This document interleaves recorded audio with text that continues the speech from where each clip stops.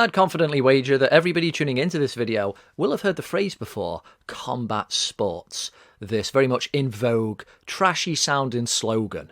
This pointless umbrella term that is both daft and disrespectful. What is old Teddy Boy talking about? Well, let's take it from the top. The phrase doesn't even serve a purpose. This is a conversation you'll never hear in your life. Oh, did you see that boxing fight the other day? Boxing? What's that? Oh, it's a combat sport where you only use your fists. Only use your fists? That's quite novel. Yeah, you know, it's produced people like Muhammad Ali, Mike Tyson. I'm sure you've heard of them. You know what? I think I might just have heard of them. The likes of football, ping pong, tennis and rugby aren't collectively known as ball sports, are they?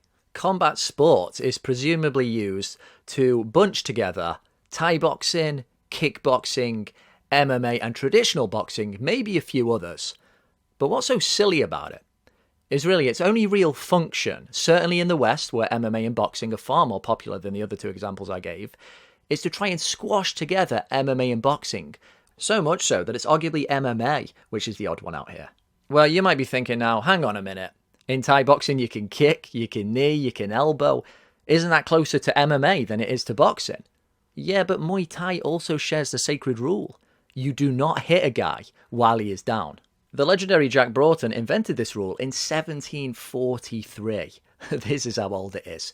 This was the first real foundation stone to give some proper structure to boxing. And it was a way also of championing the Englishman on grounds of fair play. You don't do a guy when he's on the ground. It's almost gone into English language. It's put up your dukes. We're not using the sword or the pistol. We're going to settle this like men.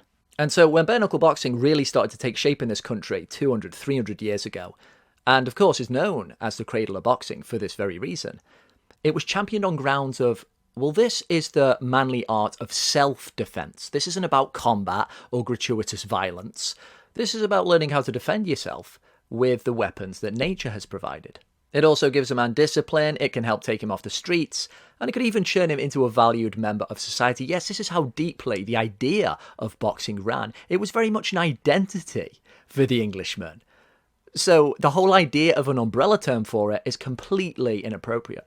And the other broader problem with this phrase is that it gives these different and separate art forms this miscellaneous flavour. It's just like, oh, you know, you've got football, you got soccer, you got all the other sports that matter, and then you got your combat sports. It's like that section in the library nobody ever goes to. No.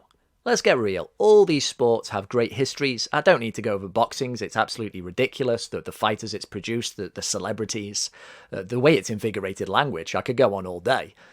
And MMA, even though it's the youngest of the four here, even though people still confuse UFC and MMA, it is rocketed since its inception in '93. It's doing tremendously well. You could argue that MMA is a little bit more at home under the combat sports banner, but I would still argue that it sounds like you're trying to take away from the skill that's necessary to be competent in a number of disciplines. The word combat has a pretty limited meaning. The focus is on violence. Mixed martial arts sounds so much better, and it's just more accurate.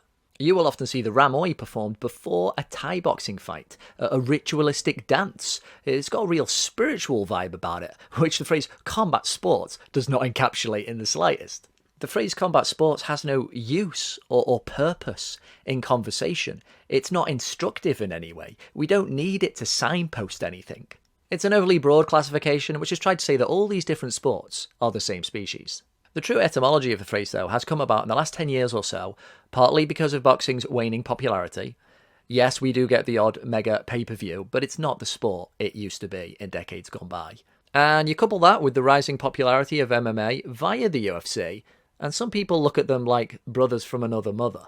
Phrases like combat sports is very much an internet phrase, the place that breeds ignorance daily.